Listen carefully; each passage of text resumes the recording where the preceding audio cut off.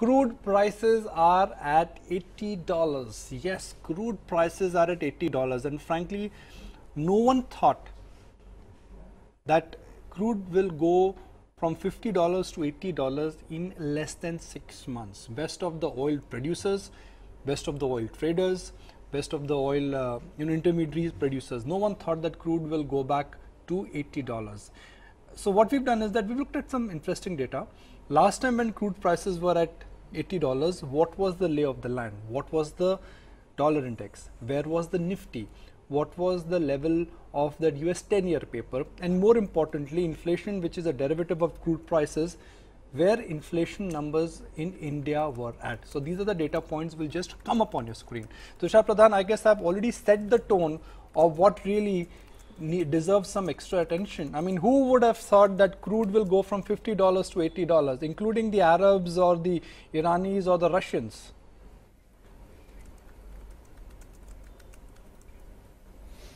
Yeah, I think you just set the tone to kind of make everybody understand that oil is probably the most difficult commodity to predict, and I think it keeps doing that all the time.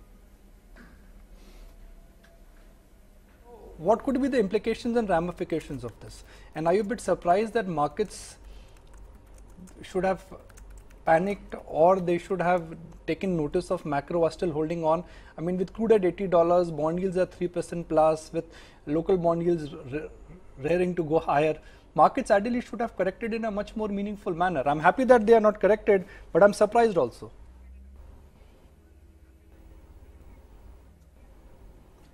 Yeah, I think there is a lot more to the story than just looking at oil and looking where the yields are to say that the equity markets are going to collapse or correct significantly downward.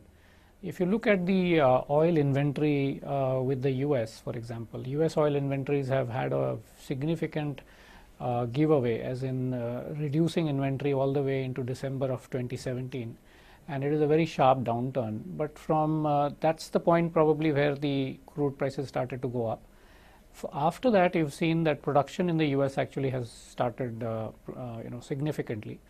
And if you look at the estimates that the US Energy Agency gives out, that they are looking at a pretty substantial increase in oil production in the next 2 years, and that is pretty significant in itself. So I think that's one of the reasons why I think people are not taking too much from the price of oil as of now, because one thing you have to remember that this is probably not more of a supply and demand play. It is more to do with the disruptions and the kind of uncertainty that we have at the moment. If you look at demand and supply and when the crude price the last time went to $100 and $120 at a peak, we had China, which was buying up probably every commodity on the earth and were at a breakneck speed in terms of GDP growth rate, and they were the only consumer of all of these commodities for a long time.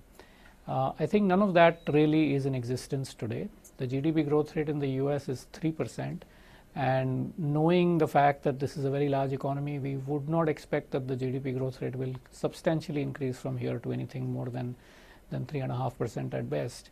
And if you look at the rest of the economies, if you look at Japan, for example, we just got news that its economy actually shrank last quarter. And China is not really showing a very significant upturn in terms of GDP growth rate numbers as well. So I think one has to kind of take a call that maybe it is not something very automatic that when oil prices go up, it is pretty bad news for equities per se, or that yields will continue to go high. I think all of these terms that you mentioned, the US yields where they are, the Indian yields where they are, I think they have their own stories. So I think the other thing I'd just like to also mention is that the last time there was a significant increase in US yields, which was from the year 2003 to 2007, there was a 25 basis point increase every quarter that the Federal Reserve actually made. And that also coincided with probably the biggest bull market the US had seen over this time. So I think as long as there is growth, higher commodity prices are not really an issue, nor are higher yields, because you are getting compensated for them. The only issue is if growth does not come in and yields and commodity prices stay high, then obviously that's where we need to worry about. But that's something to be seen. Right, that's of course the top story today, Tushar. But aside of that, there's good news coming in on the earnings front. At least, when while the banks may be a bit divided in their performance, the NBFCs, they are impressing the street with each passing quarter. We spoke with the Bajaj Finance management yesterday. That's a telling story. But largely in this earnings quarter, I haven't seen major disappointments coming in NBFCs despite valuations. The growth story there looks strong.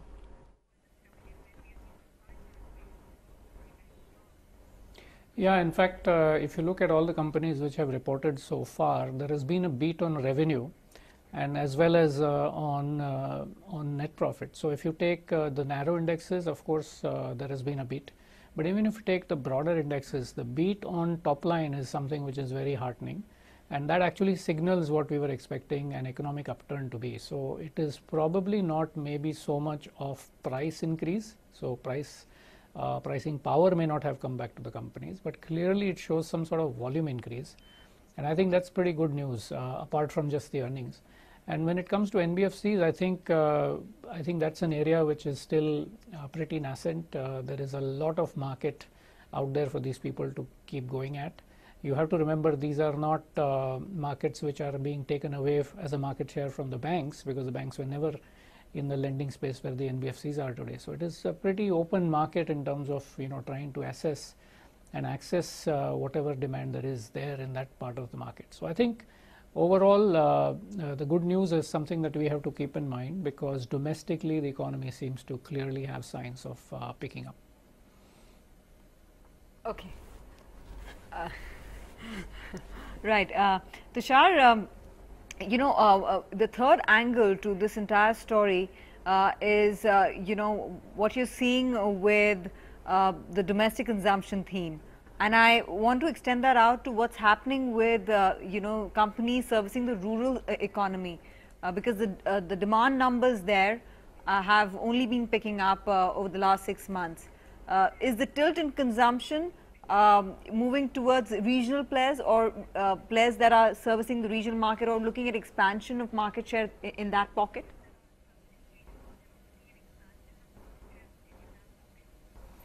Well, I must say that because of the GST now, there is really no distinction between any one sector, state or region within this country. It is a common market.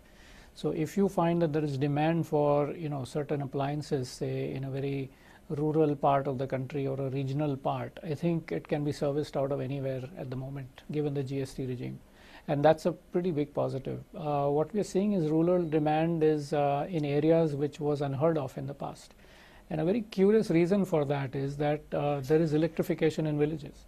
So if you had demand for, say, a clothes washer or a dryer or an electric appliance or an induction cooker, if you didn't have any power, there was really no need for that appliance to come to your house. But once there is power now, and in very far-flung areas across the country, I think we are looking at a very different scenario in terms of what demand growth can look like in the coming years. And as you know, because of television anyway, there is a lot of awareness in terms of these products in any case. And I think it's just a matter of time when this purchasing power in the rural areas, which was principally targeted toward food consumption, will start moving towards discretionary.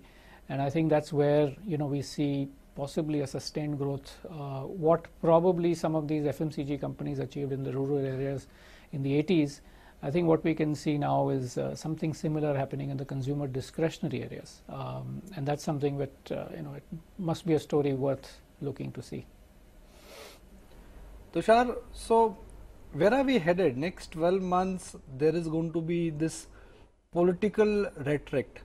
Now, markets may, everyone would be in a sense talking about first the state elections and then the big election in 2019. Then we don't know what will happen to all this fear of global trade war. See, Reserve Bank of India may actually change their policy stance because the crude has gone higher and interest rates are not likely to come down. So are we looking at very sizable trend changing moves, because what kind of events and what kind of sequence of things we are pitted against?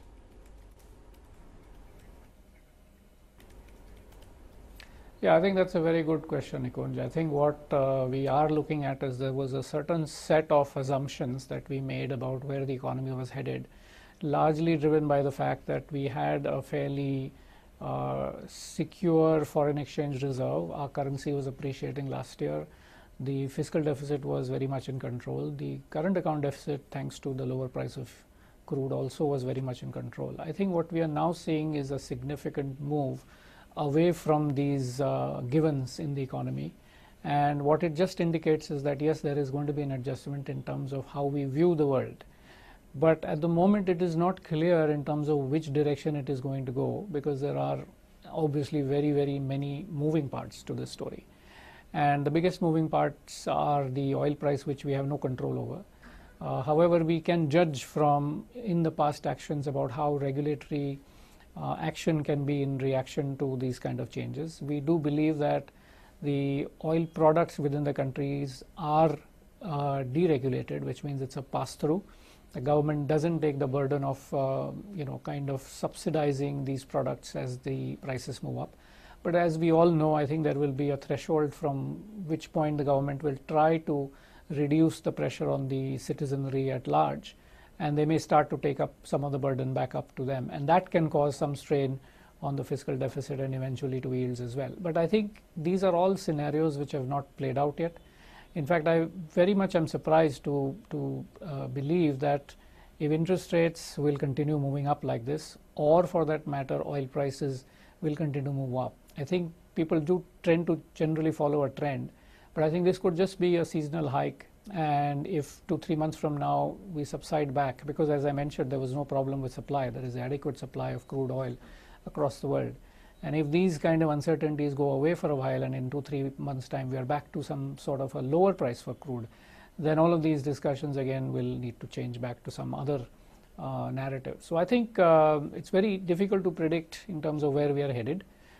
Clearly some adjustment needs to be done in the view of the current changed macro, but it may not necessarily mean a very long and strategic change. It might just be a tactical change that needs to be done. What has been your spread which you've enjoyed for the quarter gone by, and where have your return on ROA for the quarter gone by settled? Assets under management have grown 40% on a consolidated basis. We ended the year with 84,033 crores of assets. Consolidated profit after tax, because we now have a housing finance company which is a 100% subsidiary. Its growth is 46%. Okay, now Tushar, the reason why we chose to just showcase the Bajaj Finance interview is because the management came yesterday evening and they upped the guidance on ET now, and then the stock reacted. But in general, what is your view on NBFCs, and can you be slightly more granular here? Because NBFCs, we love to call them as one category, but they're so scattered. There is gold NBFC, there are CV financiers, there are retail financiers, there are companies which are essentially in wholesale lending and they are also called NBFCs. Edelweiss is an NBFC, IFL Holding is an NBFC, Motilal Oswal is an NBFC. So everything has become an NBFC these days.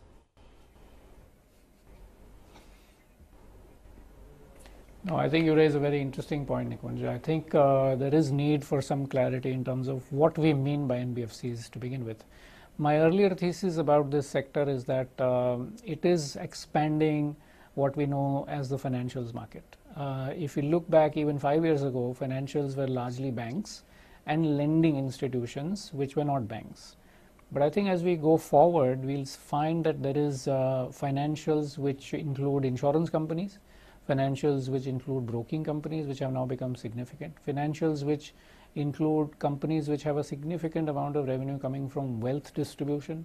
We have financials, as you mentioned, so many other NBFCs that you mentioned, and each of them target not only lending, but there are services, there are some other kind of access that these lending or credit agencies have got now in terms of accessing a market which in the past was not really in the organized space.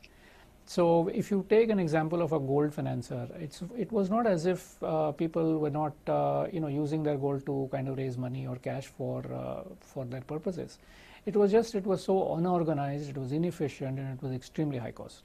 So what the NBFCs have actually managed to do is to streamline and organize the demand and supply for credit in this area. If you take any of the other examples that you take, it is about formalizing a form of finance which was not possible through an organized source to happen. And an organization at that point of time, as I mentioned, is about banks. So you cannot expect a medium to small enterprise to kind of have all of the requirements from a banking perspective to actually have a steady source of credit, given the fact that his enterprise was extremely small and it was extremely volatile. So it may not have fit into a standard institutional lending client. And I think that's what we are seeing. So it is not about NBFCs being called NBFCs together and saying, oh, this is a great thing. I think we need to segment, we need to understand that each of them have their own business plans, and they have a very different and distinct future for themselves in terms of how they develop that market. All I can say about them is that it's exciting. They are attempting to go into a market which did not exist before. They are probably pioneers in terms of how big and strong they become in the coming future. And I think we will then start to understand that lumping them together as NBFCs, as you mentioned, I think may be a wrong thing to do. How we change that and try to focus more in terms of segmenting them, we shall wait and see. But I think you raise a very good point. Tushar, thanks very much for joining us. We leave it at that. Thanks very much for giving us your perspective and helping our viewers understand market sentiment a bit better, given the challenges that we are facing. Okay, we'll take a break then. When we come back, more on the markets. Lots of earnings to digest, so don't go anywhere.